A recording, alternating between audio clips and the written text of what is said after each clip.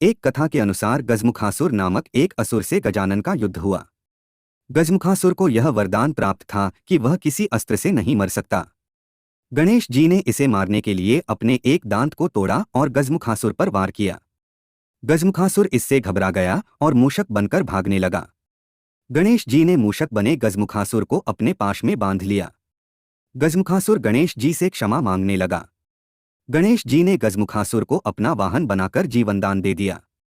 एक अन्य कथा का जिक्र गणेश पुराण में मिलता है, जिसके अनुसार द्वापर युग में एक बहुत ही बलवान मूषक महर्षि पराशर के आश्रम में आकर महर्षि को परेशान करने लगा।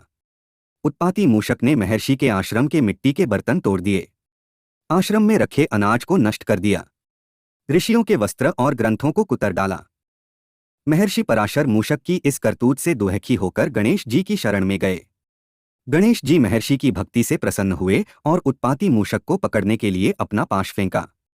पाश मूषक का पीछा करता हुआ पाताल लोक पहुंच गया और उसे बांधकर गणेश जी के सामने ले आया। गणेश जी को सामने देखकर मूषक उनकी स्तुति करने लगा। गणेश जी ने कहा, तुमने महर्षि पराशर को बहुत परेशान किया है, लेकिन अब तुम मेरी शरण में हो, इसलिए जो चाहो वरदान मांग लो। गणेश जी के ऐसे वचन सुनते ही मूषक का अभिमान जाग उठा। उसने कहा कि मुझे आपसे कुछ नहीं चाहिए, अगर आपको मुझसे कुछ चाहिए तो मांग लीजिए। गणेश जी मुस्कुराए और मूषक से कहा कि तुम मेरा वाहन बन जाओ। अपने अभिमान के कारण मूषक गणेश जी का वाहन बन गया, लेकिन जैसे ही गणेश जी मूषक पर चढ़े, गणेश जी के भार से वह दबने लगा। मूषक ने गणेश जी से कहा कि प्रभु, मैं आपके वजन से दबा जा रहा हूं। अपने वाहन की विनती सुनकर गणेश जी ने अपना भार कम कर लिया। इसके बाद से मूषक गणेश जी का वाहन बनकर उनकी सेवा में लगा हुआ है। गणेश पुराण में यह भी वर्णन किया गया है कि हर युग में गणेश जी का वाहन बदलता रहता है।